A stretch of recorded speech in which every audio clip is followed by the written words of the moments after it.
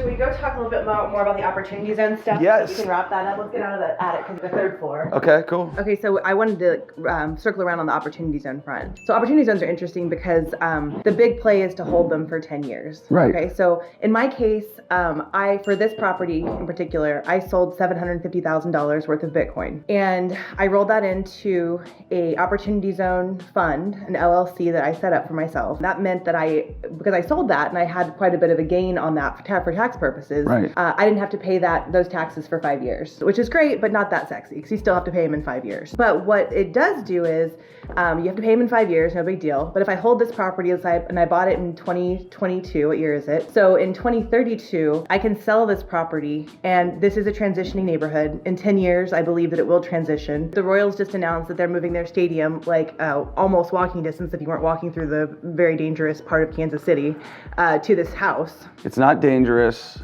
because it's an Airbnb and it's safe. Well, I'm just saying, they're potentially. They're relocating the stadium, Royal Stadium, but it'll be very close to this property. I'm already in the opportunity zone, so I'm kind of betting that I'm going to have some capital gains. And so let's say this property, in 10 years from now, is worth $3 million.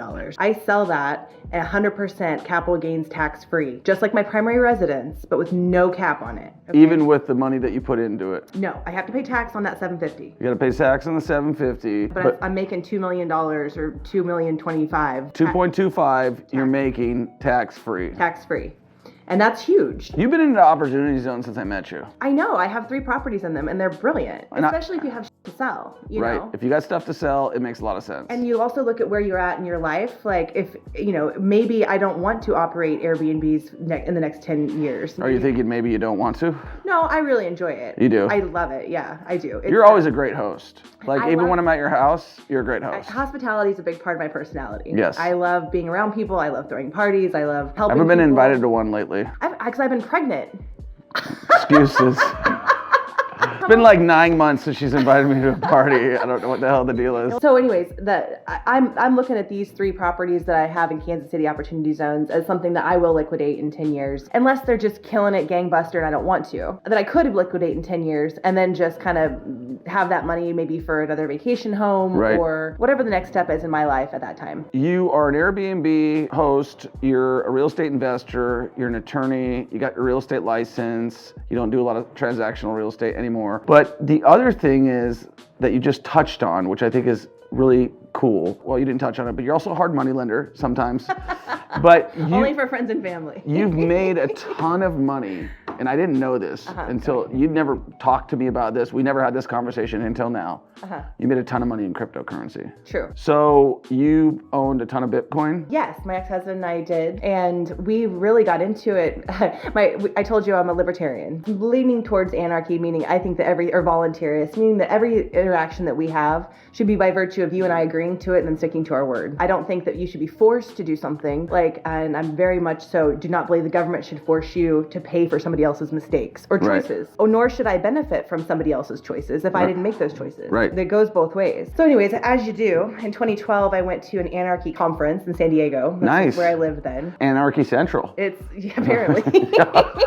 But I ran into a friend of mine from law school, and I didn't know he was an anarchist or voluntarist. And he started talking to me about cryptocurrencies. And he came over to our house later that day, and we bought our first $20 of Bitcoin. I think it was $2 or something. $2. Like that. But I could be wrong. It could have been $8. Right. But it's somewhere around there. So you guys went all in at $20. So that no, it kind of scaled as we started to go to conferences. We started to learn about it. We started to see the environments that was kind of So this was your move? No, I mean I probably wouldn't have had the balls to buy it like Ryan did. 100%, I'm giving him credit. Okay. It just happened to be that your idea, his balls. It was my friend. I guess it was me being hospitable. You being hospitable, you introducing the idea to Ryan, who then executed on it big time. He ran in the circles that he would have found out about it soon enough. Right. But it just so happened that the person that introduced us to it was a friend of mine. Right. And how much crypto did you guys end up buying? I'm not telling you that. I'll tell you this. We did lose what would today be worth about $35 million worth of Bitcoin. When Ryan set up the account, he used, like, it was the first $20 account, okay? Right. So he used like a $20 password, which was like, my dog's name, the year I was born, something like that. It was 1,400 Bitcoin because I petitioned to get it back from the federal government after Silk Road got shut down. 1,400 Bitcoin was hacked from that account. So 1,400 times, I think Bitcoin's like 16,000 today. Right. I'm terrible at math. I'm a lawyer. You can do the math. Right. Whatever that is. It's a lot. It's a lot. And that was stolen from us. Wow. And then it was washed. Well, let me just ask you another question. Was that a large portion of your holdings? That was the majority of our holdings. Wow, that's great. So crypto's been great for you. Was it a gamble though? Not really, because we didn't gamble with money we couldn't lose. Right, but you were planning on losing it and the gamble paid off. Exactly. We didn't do anything. We didn't trade it. We didn't do anything to like add value. And that's where I think that's where the difference is. It was really lucky. Right. And enough balls to continue to stick in it. It's hard not to sell something where you feel like, oh my God, we just made, $100,000. Okay, great. A lot of people might have sold then. My dad is a perfect example, okay? We had him buy $1,000 worth of Bitcoin at $75 a Bitcoin. And in a couple of years, it did whatever it did. He took out $5,000 of profits and went on vacation to come see us in the Caribbean. And I was like, Dad, you make plenty of money. Don't touch the crypto. So now he probably has, a little bit of money left in crypto, but not what he would have had. What it allowed us to do was kind of be a little more risky, right. with our other endeavors, and to be the kind of people we want to be, that have the courage that we want to have. And so that's an advantage that not everybody has. That's amazing. Opportunity zones, great place to defer your capital gains, park it in there for 10 years, not pay any taxes on it. Airbnbs, great place to make money. Tax credits, great way to get the government to pay for your rehab. Using your law license, a great way to get your attorney's fees paid for based on your cost basis. I think what we're talking about is that you're a super smart woman that invests in real estate. No, I mean that genuinely. I'm not just talking to like a neophyte here. You are. I don't know what neophyte means. Does that make me smart? Yeah. Well, we're not talking to an average Joe person. You study hard, do what you're talking about. You're in here hustling. You don't need to. You've got plenty of crypto to say F you and just go do whatever you want to do. But you're hustling, you're grinding. And guys, if you want to see Megan Duma on the next video, give us a thumbs up. Make sure you subscribe. Make sure you get started in investing in real estate. Are you happy that you guys started investing in real estate? I love it. I mean, I remember when we set up this video, you were walking up the stairs and I, said, are you happy? You love what you're doing? And you're always so like lit up. Yeah. Sometimes too lit up.